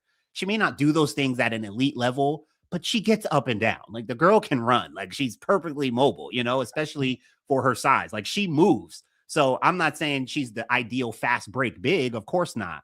But with Michigan, I see an opportunity to combine your dynamic perimeter guard play with a dominant inside presence that you don't have right now. So I think Michigan can be interesting. And the last one, which you probably are assuming and predicting that I would say, is the University of Notre Dame. Go play with Hannah Hidalgo. Yeah. And Hannah's up and down too, so that may not seem like ideal. But hey, we talk about up and down. You still got to play half court basketball. I mean, look at UCLA. Like, every team isn't up and you don't have to always be. No one runs up and down the whole game anyway. Sure. There are times when the game slows down. So be able to play through a big like Audi when it slows down. Maybe going to play for Niele Ivey, play with Hannah Hidalgo. I think pairing with a high level guard would be the most interesting, would make the most sense, and might be where we're headed with Audi Crooks. That's what I would love to see, is for her to see her paired with a high level guard. I don't know if we're going to get her paired with a high level guard. We're going to get her paired with a national championship winning head coach, though. that I can. Oh, I think Audi Crooks should go to Maryland. I really do. Really? I really do. Really? I was thinking Maryland, but you remind me so much of how Brenda Freese is defensive minded coach. You got to be able to play. You got to be and that's why I think she should go to Maryland. I think so. Yeah. The one comparison we get all the time from Audi Crooks is everyone keeps saying she's Nicole Jokic to the WNBA, right? And there are some people who like support it with basketball, and there are some people who just give you like the surface level stuff, right? The surface level stuff is her size, her lack of perceived athleticism, but yet she's still very dominant. That's very, very surface level, right? When you get into the weeds, and like you and Dan did a film breakdown on this, I think Jordan Banks, we had him on the pod a couple months ago. I think he's the one I think I first heard say this, and a couple others. When you think about like her just like being a hub of offense, right? Like and just being able, like her passing, her ability to score down low, right? She's added a little bit more of a. She stepped outside of the block a little bit more this year, right? When I think about Maryland, my one gripe with Maryland all season long has been the half-court offense. The half-court offense this year with Maryland, in my opinion, left a lot to be desired for a team that had a lot of underrated talent. You're talking Saylor Poffenbarger and Yarden Garzone, who are going to WNBA Draft on Monday, or they're going to hear the names called. You're talking Aluchi Ekanwa, who transferred over from Duke and led the team in scoring. You're talking Addie Mack. Like, there's so much talent on this team, and it just felt like because the team was so guard-heavy, the offense in the half court wasn't really always able to flow the way that you needed to. Now, in the transition in open court, talking about running up and down, no problem. They're one of the best teams in the country at that. But the half court left a lot to be desired. And I think if you can bring in a player like Audi Crooks or bring in Audi Crooks into that, that allows the half court offense, number one, to just develop and actually be something. Pick and roll. Her gravity will open up driving lanes and make sure driving lanes can remain the same for like an Aluchi, for Addie, for Bree McDaniel, who just announced that she's back from injury, but going to be playing next season, like things like that. The other part of it is for the defense and rebounding aspect of it. Brenda Freese will tell you, defense and rebounding wins you basketball games. It's heart and hustle. She said it just like that to me earlier in the season. And if there's any coach in the country that I know for sure can get Audi to that next level defensively and to that next level as a rebounder, it would be Brenda Freese. Yeah. A coach who has built a program for almost a quarter of a century off the strength of defense and rebounding. Now, is Audi Crooks to Maryland the best way for Audi Crooks to like win a national championship if that's her goal? No, I don't think so necessarily. Is Audi Crooks to Maryland the sexiest thing ever? Like, is that just like, ooh, gotta go? Like, no. But the other and the third thing is there are not many teams in the country in Brenda Freese's 24 years at Maryland that have put in more WNBA ready players than Maryland. We're talking Christy Tolliver. We're talking Alyssa Thomas. We're talking Diamond Miller, who was a second overall pick in her draft. Angel and Shakira also are not direct products of Maryland. They obviously transferred, but they spent 2 years at Maryland. The list goes. Brianna Jones, who is a player that I think Audi Crooks could probably look like in a couple of years if she adds a little bit more things to her game. I think Audi Crooks coming to Maryland will be great for Maryland because it solves a lot of their problems in half court. I think it'd be great for Audi Crooks because she'd be able to be right under a coach who is going to force her to get better at an area in her game that, yeah, she's a good defender, but a lot of people say she could be better. I think Brenda Freese would get the better out of her, and I think it just makes sense. Now, again, if she wants to win a national championship, she's not going to come here. If she wants to, like, it depends what her goals are, obviously, but just I think of it from like strictly basketball sense.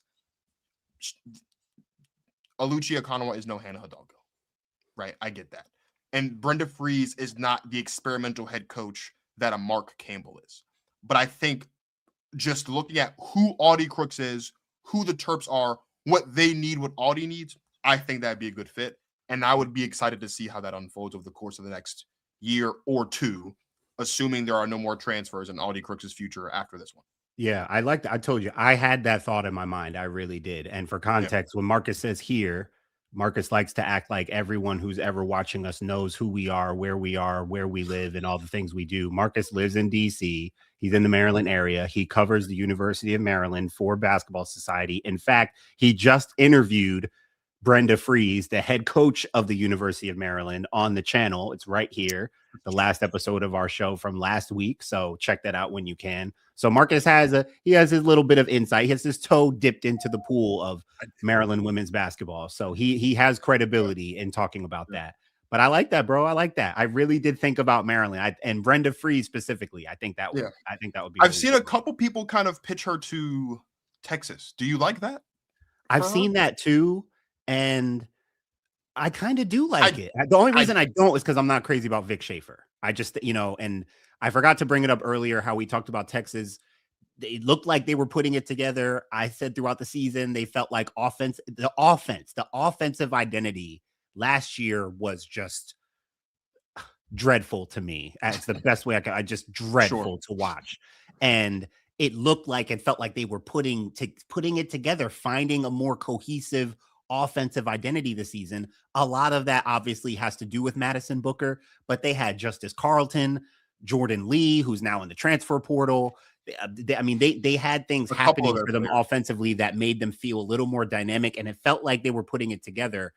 It kind of all it seemed like they reverted back to, and a lot of that again was kind of rooted in Madison Booker having a 3 for 23 shooting game in the Final Four against UCLA. So that's not going to help, but I think theoretically it kind of makes sense in my mind. I just don't know if that's where she would really, I don't know if that's where she would really thrive. I think it could make sense. I just don't know if she would really thrive in that. Yeah, that's not Vic. The 3 for 23 is not Vic's fault.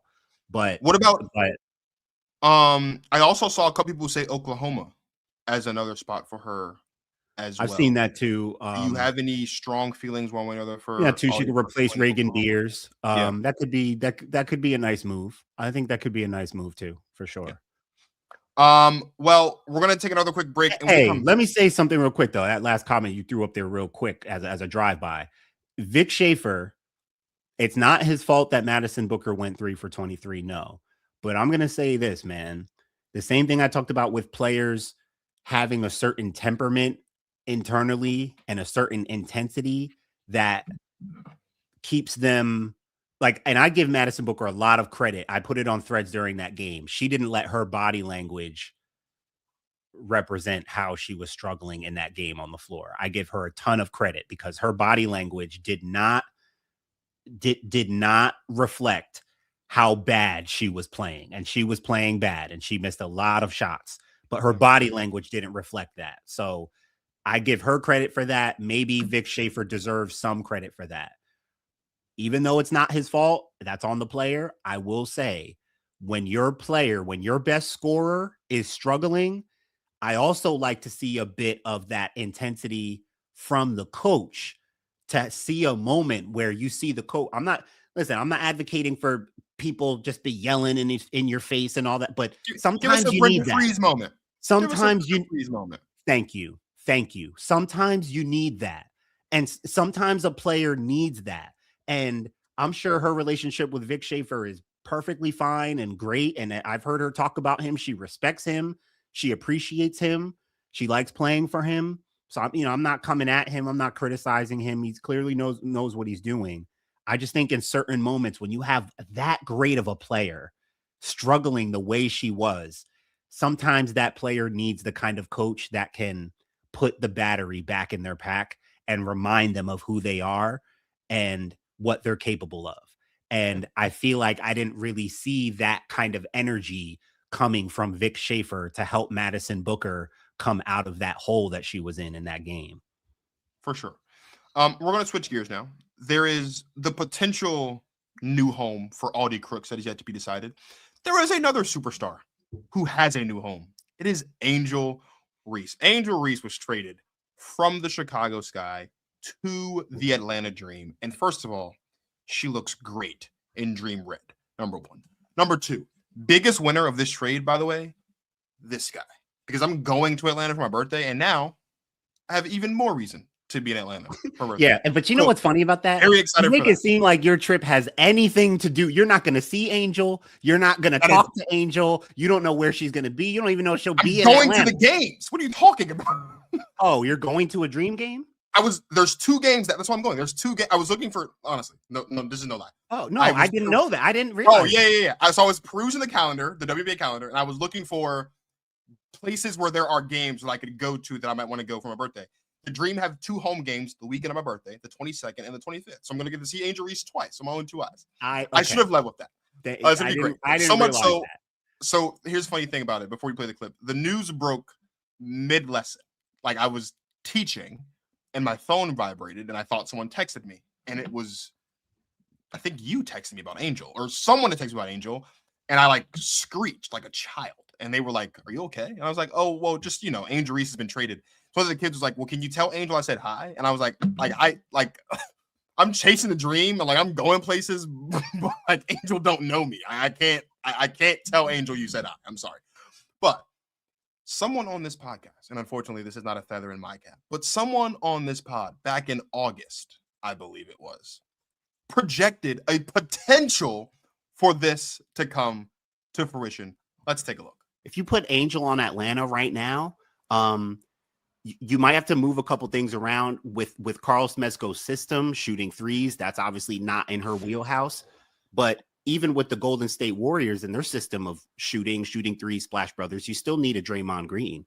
You still need a playmaker, table setter, rebounder, defender, right? So you drop Angel onto Atlanta. And the thing about Angel that she adds to any team is like motor, obviously rebounding, a little bit more grit, but Atlanta I think would be great for her. Aside from, the system thing, Carl Smezko and shooting threes, but I think she could still just help that team with what she does.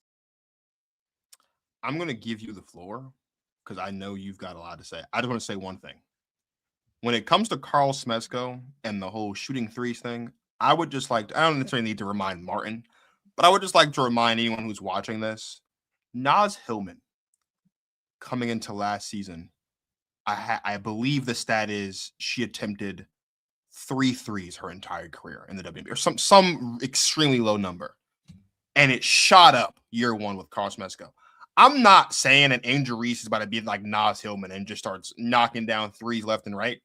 But what I am saying, and Martin knows this, the one thing I've been waiting for Angel Reese is to just give me one dribble turnaround fade. And I think in Atlanta with Ryan Howard and BG potentially and Carl Smezko and Naz Hillman and all this talent, I think this is the year that I get what I want from Angel Reese, which is just quick little one dribble, 1 foot turnaround fade. And I love that. I love this for Angel. I love this for Atlanta. But you're the one that put this into the atmosphere.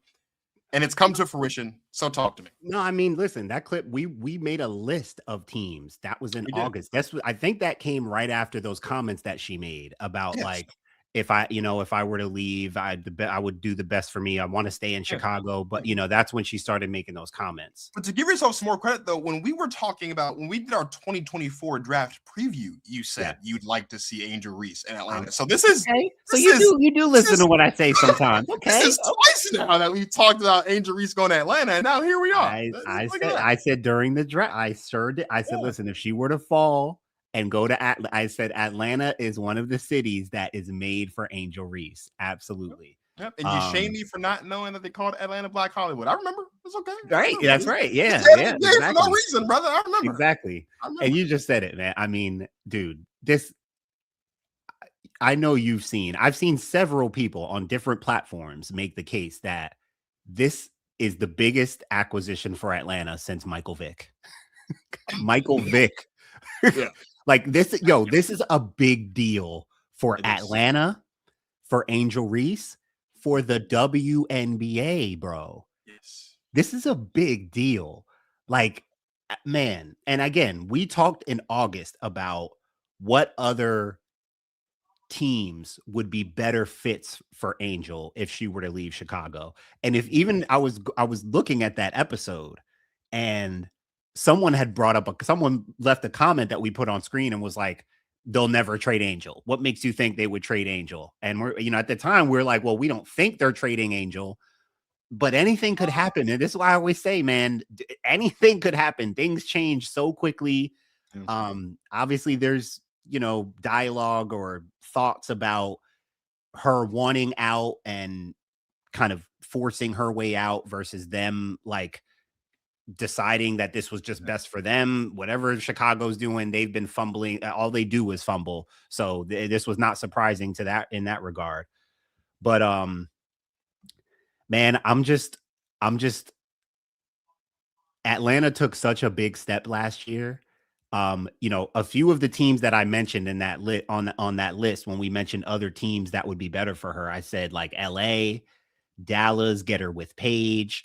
I said a couple other teams, but like this is the best case scenario for Angel Reese from a city perspective, from a brand perspective. This is Black Hollywood. They got the Dream House Barbie sayings and slogans and stuff cooking up already. Angel Reese in Atlanta is a huge deal. And basketball wise, she brings exactly what they need to help them get to another step. I mean, they've already got this. Is what part of what I was so critical about with Chicago, with all the just strange moves they kept making, was that it kept positioning Angel to have to be and operate as really their best player and their number one option. And no matter how much of a fan you are of Angel Reese, you have to know that she's not the number one option for a championship team, at least right now at the WNBA level. Everyone needs good players around them. I talk about it all the time. Even the really good players need good players around them. For her to be on a team that already has their guard unit set, their wings set, they have other bigs. I mean, we'll see what they can still hang on to between BG, Bree Jones, Naz Hillman. One of them is likely not going to be there anymore, so we'll see. But she is in the perfect role now in Atlanta. And so much so that she really could be the difference in this now looking like a true championship contender, because we have that much already there that obviously, got them back to the playoffs last year, had them as a really strong team. Alicia Gray had her best season. Angel Reese, the things that Angel does fits in just so perfectly with them basketball wise. And then as a brand, the Atlanta Dream are about to go to new heights. They are going to Barbie level heights now. Like jersey sales, attendance. People are talking about, do they need to move their games now to the arena? Yes. Like that. I mean, this is the magnitude of this is now what we get to see up close, right? Because now it's fascinating that she has been able to make this move to a perfect destination after she's the youngest player ever traded. Did you see that? She's the youngest star. I did not know that. Ever. Maybe not the I kept seeing youngest star. So maybe they made it to say like all-star, like an all-star level player. She's the youngest at 23. That's been traded. She's entering year 3. So that like only 2 years in, you get traded. Like the situation is kind of unprecedented, but man, this couldn't have worked out better for her. Yeah. Two things. First of all, there is one city that would have been a bigger deal if she got traded to than Atlanta. What, LA or DC? No, if she came home, that'd have been great. So that would be a major story. Now, the role would not have been as ideal for her as this one, obviously, because this is still a very young team with no, figuring things out. But just bringing Angel home would have been great. Sure. Here's the thing. This is my biggest take my biggest takeaway. And I'll be honest, this has nothing to do with Angel. Has nothing to do with Atlanta. But I just sat down this morning and I was sitting, I'm like, looking at the Chicago sky over the last 5 years, because this year will be 5 years since they won the WNBA championship in 2021. Mm-hmm. This might actually be the poorest run organization in the nation across all the sports leagues.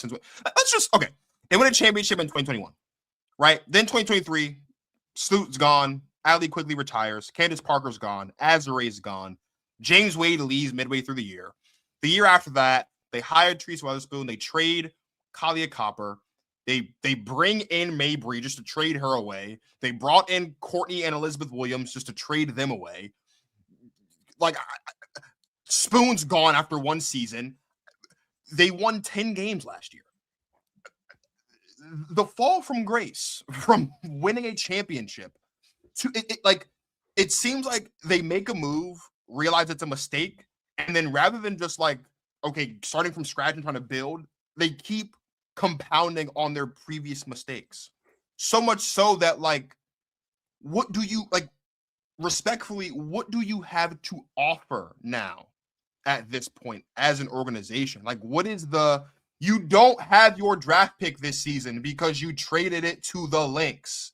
So, like, the big name, big ticket player that you could be bringing in to replace Angel Reese, you like, okay, now granted, they do have the 5th pick in the draft. So it's not they don't have a pick, but like when you could be bringing in 2 marquee players, you're bringing in 1, and you're bringing that 1 player into a situation that is even less ideal than the situation you brought Angel Reese into 2 years ago.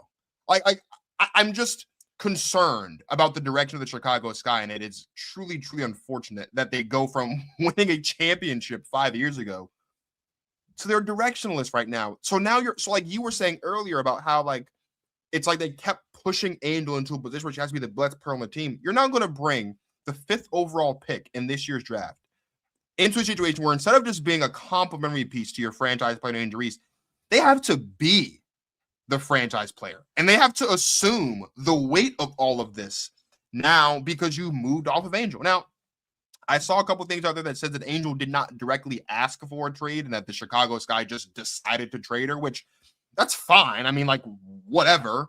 But even still, like, what do you gain from that? And then to make it even worse, it's not fine. Don't say it's no, fine. I'm saying no. When I'm saying it's fine, I'm saying it's fine as if like if this is what you're deciding to do, like, okay, like, I don't love it, but like, whatever. To make matters worse, their pick in, I believe, 2027 is not theirs. It's 2027 or 2028. The Mystics have the right to swap it.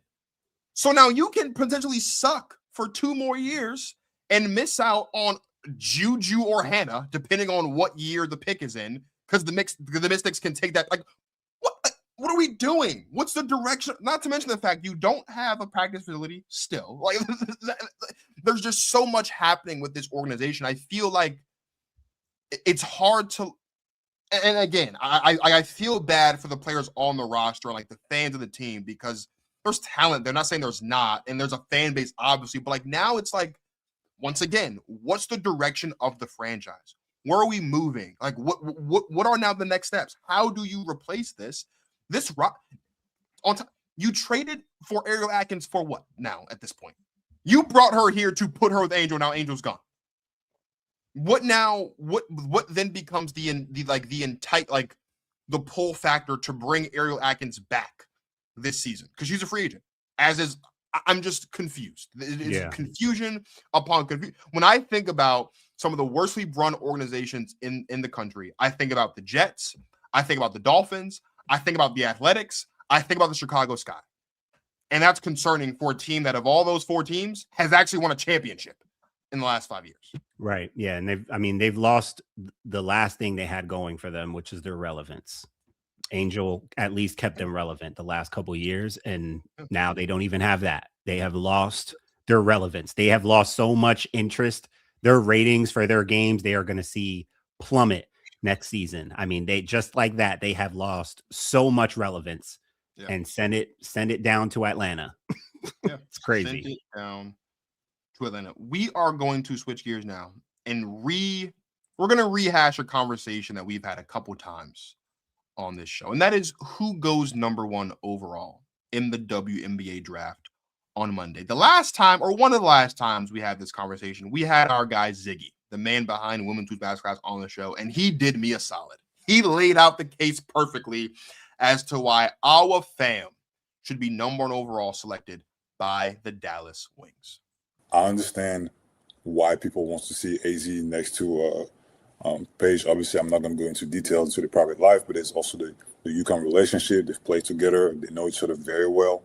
All right. And AZ is, she's probably, I said she's the best shooter in the whole draft, right? She can shoot it on the catch, shoot it off the bounce, coming off screens. And when she misses shots, you're more surprised than ever. You're like, hold on, she missed that jump shot? It's pretty crazy, right? Because her shot is so pure, her release is so smooth. So you can't go wrong with AZ Foot. However, I said this, Dallas definitely needs a big. Comparing a 19-year-old to Nika Ogwumike is a big deal. You know, it's high praises because Nika is going to be a Hall of Famer. It is. Right? When you said baby Nika, I'm like, that's what we're dealing with? What makes sense. One, for the same reason I was speaking about Malonga last year. Quickly, Big Four don't. It's not that Flaugier doesn't matter. It's that the whole thing about Flaugier potentially being drafted to Chicago is getting her back on the floor with Angel, because Angel's your franchise player, and rehashing that. That's Flaugier Johnson. That's what made that enticing. That's what made that enticing. Now we're gonna ask a question similar to what Martin Sories asked about Lauren Betts after we reacted to the draft lottery. Is Flaugier Johnson not only worthy of the 5th overall pick in the draft, is she capable of being a franchise player in the WNBA and being the face of their franchise? That's now the conversation that people are going to have about whoever the Sky draft with that 5th pick. Is this person capable of being the face of your franchise? And again, I'm not saying Flaugier is not capable of that. I'm not saying she has the on and off the court accolades, talent, and resume to be the face of their franchise. But you had your face of the franchise and you've given her away. So now that player has to be, so all the pressure on and off the court of being the face of the franchise now potentially falls on a Flaugier Johnson or a Tanaya Latson or a Kiki, or like whoever they decide to draft 5th overall. Is that player going to be able to handle that now? The entire landscape of what it means to be drafted 5th overall by the Chicago Sky has changed because they decided to move off of Angel Reese. That's what I'm saying. It's not a matter of do they matter? It's about that's not what they were going to be walking into a week ago. Yeah. And totally now the reality on this is a completely different situation. But we're going to get to that in just a second because there's a lot to talk about there. We're going to get to that in a second. But let's have this number 1 overall pick conversation because it's been Awa and AZ for much of the season. But Martin, is it fair to say that after winning a championship and the season's not all together, that maybe Lauren Betts has played herself back into this conversation? I think so. Okay. There's people, and I don't know if I just don't do my homework well enough or I haven't seen stuff. There's apparently signals from Dallas and from Kurt Miller. I don't know if you know about this, that like they're going with AZ Fudd. Now we're gonna have a kind of draft mock up here that kind of averages out. Marcus put together like an average kind of system of how different mocks are listing prospects in terms of where they might go. Most of the mocks I'm seeing do not have AZ at number 1. No, I don't know if ESPN and Sports Illustrated and Yahoo know something that we don't, or if people I'm talking to online know something that I don't about Kurt Miller and people they've sent to UConn games throughout the season. Yeah. Apparently people are convinced that like we should already know that AZ is going number 1 to Dallas. That's what Kurt Miller wants, and that's what's going to happen. ESPN's mock today has Olivia Miles going number 1 to Dallas. I tried to tell you, man, this thing keeps fluctuating. I tried to tell you, it is not set in stone. Yeah, it's still not set in stone. Yeah. I do think Lauren Betts, I had said it during our preview for the tournament. I thought, the more basketball you play, the more you get a chance to prove your stock. So I thought Lauren Betts did a good job of kind of showing more of what could make her worthy of, even if it's not the number 1 pick, at least a lottery pick. And I think it is more fascinating to me now where she's going to end up and where she'll get drafted. But I do think that I guess I still think AZ Fudd is going number one. I don't know what Kurt Miller has been saying or how he feels about our fam, about AZ Fudd. We played the clip from Ziggy, who has really great intel and insight on these players and their skill sets, and especially our fam. He's watched her play way more than either of us, probably more than anyone who's watching this show right now. And he made the case for Awa as the number one pick. It seems like she could be worthy of that. I don't know if I don't know. I mean, we'll see what people are saying in the comments if people have any more insight or intel or anything. But man, I don't know what's going on here. I really don't. I really don't know. Yeah. It seems like it could be AZ, but I think it's between AZ and Awa. I don't think they're going Lauren Betts number one. Angel Reese says Betts should be the number one pick regardless of it. No, so if she won the night or not, I don't think so. I think Lauren Betts I don't want to say played herself out of the number ones. I think when we had this conversation at the draft lottery, there was a legitimate question about whether or not Lauren Betts was the best possible pick at number one because of what we were watching AZ Fudd do number one and the rumblings about what our fam could do at this level. There's that component of it. I think Lauren Betts needed, of all of the players, of all the seniors who are draft eligible, who may or may not hear their names called on Monday, Lauren Betts, in my opinion, is the one who, I don't want to say needed a championship the most, but needed a strong tournament the most, because there's just so many, like I said a little bit ago, I don't know where you put her. And actually so what I did today was I looked at every single mock draft I could find. CBS Sports, Sports Illustrated, Bleacher Report. There's like 6 or 7 mocks I looked at, and I literally sat down and I did an average. So these are basically composite scores. Every time I saw, for example, every time I saw Awa Fam's name, whatever number she was, I wrote that number down, added it up, found the average. She had a score, and I just ranked the top 15 scores in order. So based on all the mocks I've seen, this would be the order of the draft on Monday if these mocks averaged out to be correct, right? And what I've been consistent about with Lauren Betts is, number one, the wings do need a big, yes, but I could argue, and many people could argue, that Awa Fam is a more attractive big than Lauren Betts, just from ability-wise and also just age. She's younger, so like you get more out of Awa Fam potentially you do with Lauren Betts. There's that component of it.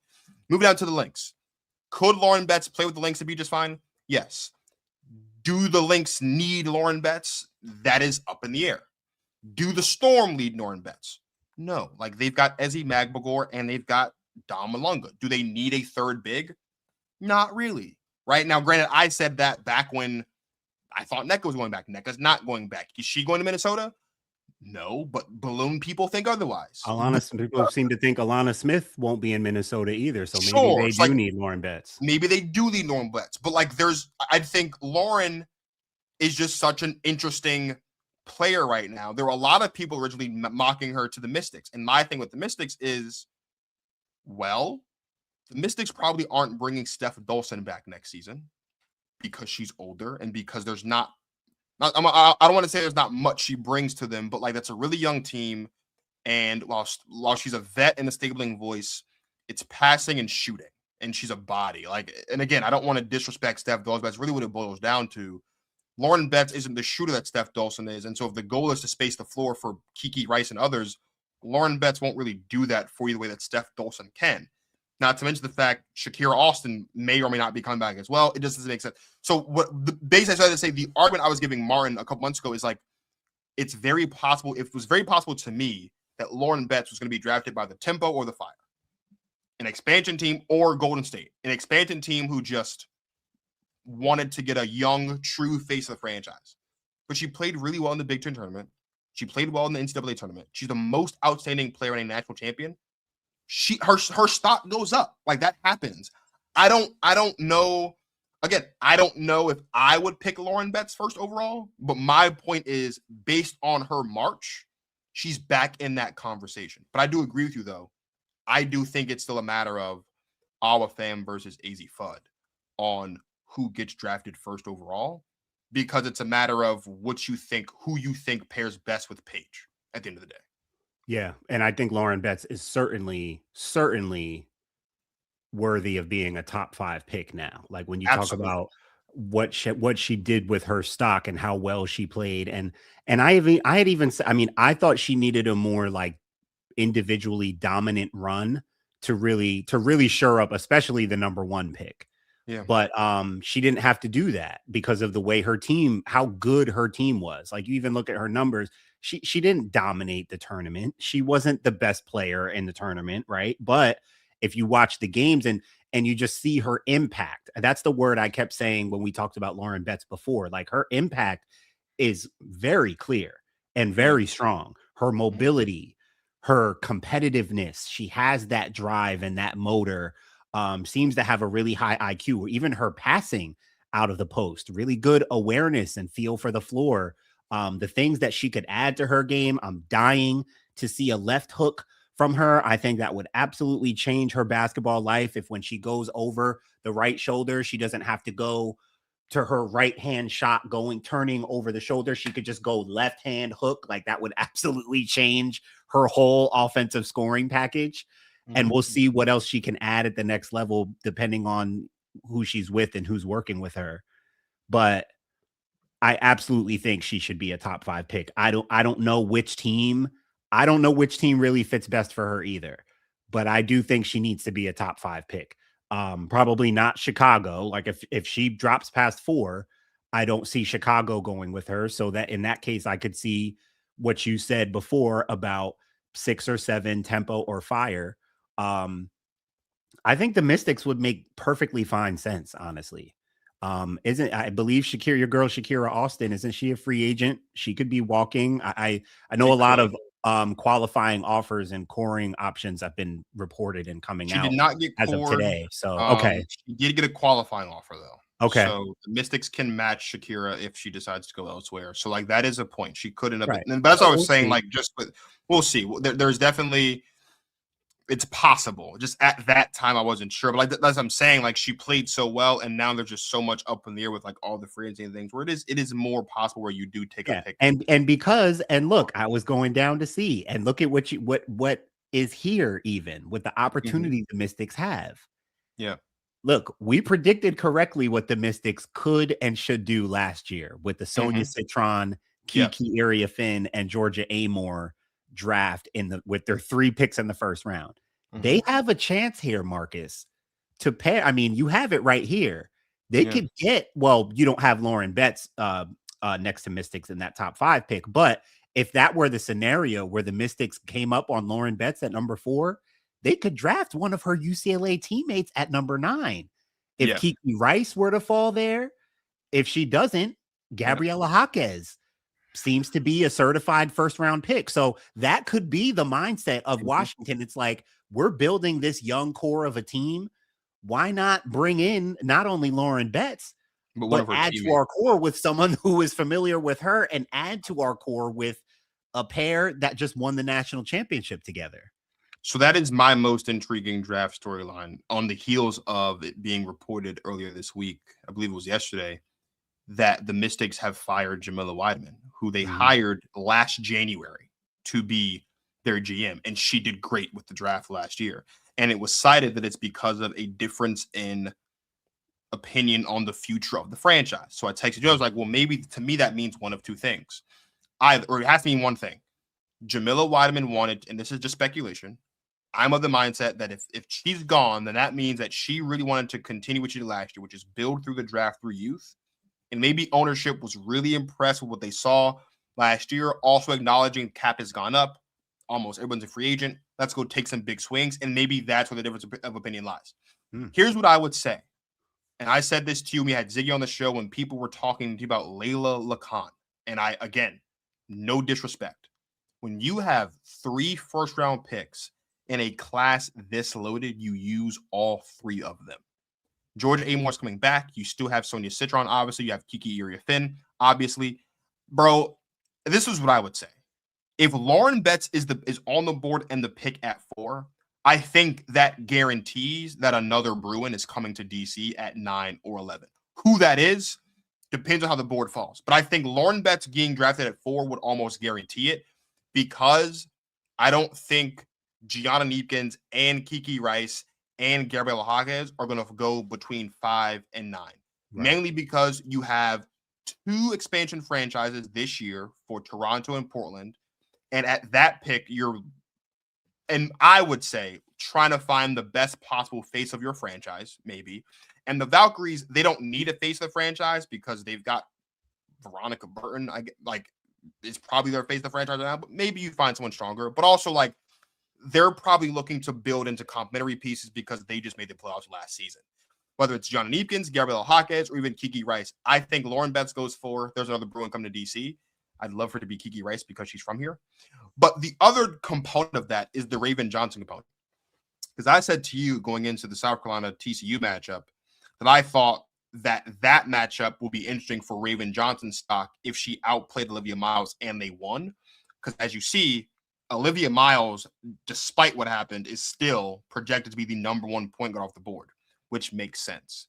I'm interested to see, though, how, going back to our conversation about production versus availability as it relates to Raven Johnson, how that may or may not shake up the board as well. I don't think a blowout in the national championship game changes the opinion of Raven Johnson about Raven Johnson for the people who make these decisions, because we know who Raven Johnson is and what she's capable of. I think Raven Johnson could very easily be picked anywhere as high as 6. Like, I wouldn't be surprised. Really? I wouldn't be surprised. 6? No. I wouldn't be surprised. No. Wow. Raven really? Johnson is a player I think that is capable of being a face of a franchise, not so much because of her play style, but because of her resume. We're talking about a player who's a 2-time national champion, who's been to the Final Four all 4 years, regular race, played in 3 or 4 national championship games, and is a winner. Like, she can be picked 6, and I don't think people would blink an eye because of who she is and what she brings to the table. I don't know. I would be blinking. I wouldn't. I think they're people. I am people, but I think people would be. Why? Top 6, bro. Why? Top 6? Yes. Face of Raven a Johnson franchise? is a winner. You're the one that says she's the face of winning. Why wouldn't I draft the face of winning for my new franchise? I said she's new poster child of winning basketball games. Yeah. I also said the conversation of her as a pro is a different conversation, and we didn't get into it. We were talking about her as the point guard at University of South Carolina. We did not go into our projections of her as a pro in that conversation. Maybe that's my home cooking. I think Raven Johnson at 6 is not like, I'm not saying she should go 6. I'm saying if she's drafted at 6, I'd be like, oh, I mean, Yeah, I'd be surprised, and I don't think she will go that high. I mean, is that I think because the first the players round that you'd be passing on are more talented than her, or like what I mean, pretty much, yeah. I don't think Raven Johnson. Look, I wouldn't think it's like egregious if she goes top 10. I think so. Here. I think at the pro level, bro, the conversation was production versus ability, not availability. Ability at the pro level, ability, I think, has a little more stock than production.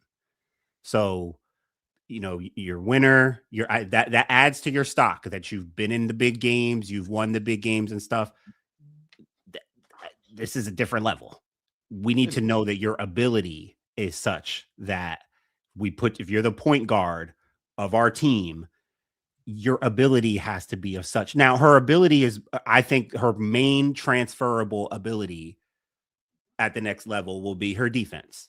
And it's high. It will be highly coveted, highly valuable, and that's what a team will want her for. I don't see her as the face of any of these franchises, bro. I don't think that's what I don't think that's what we're looking at with her coming in, at least right away. I think she comes in as a solid point guard who can defend. We got to see what her offense is looking like. If she, what her offense is doing. What she's able to create and do. I think she can run a team defensively, I think is going to be her best attribute and is going to get her on a team and get her minutes. I think she's going to be solid. Solid is not someone solid isn't the face of a franchise. I'll just put it that way. That's fair. That is fair. But where's Marina Mabry? She's in Toronto, or is she in Portland? Toronto. Is it? Which one is it? Toronto, I think. Wherever Toronto. Marina Mabry is, put Raven Johnson there. I want to see Raven Johnson and Marina Mabry on the same team. No, not necessarily because I just think that'd be interesting. I'd like to see it. But no, I mean, I think I don't know. For me, my most intriguing is the guard. There's so many of them here. The guard room here. Like, I'm interested to see the Tanaya Latson versus the Raven Johnson pick. Who's more coveted? Who goes first? Tanaya Latson is going to be a point guard at the next level. Do people like her ability more as a scoring guard as opposed to Raven Johnson, who's more of a defensive guard, right? Like, how is that going to shake out? The Gianna Neepkins, Gabriela Jaquez dynamics, who goes where, who's a little more coveted, even with Kiki Rice. Yeah. Listen, this Nell Angloma girl out of France, Ziggy told us about her. He did. Her position, I see you put there, her position is probably listed as forward, but what I've seen is a big guard. She's a guard. She's listed as a small forward. I see in the clips I've been seeing, she's handling the ball, pick and roll. She's going downhill. She's an interesting prospect, and Ziggy told us about her. Like, she is legit. So the guard dynamics here, I think, is the most intriguing storyline for me, because it is the Raven Johnson thing. It's, where is her true value? It's Tanaya Latson. It's the UCLA guards. It's Flauget, right? And then all the way to the top, Olivia, Flauget, and AZ. In what order do they go? Where do they fall? So I think the guard storylines is the most intriguing for me, I think. Yeah, for sure. And I am interested in, not super duper intriguing, but as we talked about a little bit ago, same week as the Raven Johnson conversation, the Cody McMahon spot is going to be interesting as well. Because like we talked about, like, where she goes, I think will determine the version of Cody McMahon that we see on the next level. If she's going to a place that has an established 1 and maybe even 2 as far as like option, and she's in there to be a support, I think we can see Cody McMahon thrive at the next level. If Cody McMahon is being brought in, I'm not saying to be the face of a franchise, but like if she's brought in to be the number 1 option, which I guess in turn makes you the face of the franchise. But like, if you're going to be the number 1 or option, at least the number 1 forward, at least the primary forward on a team, right? Like, I would have some concern there.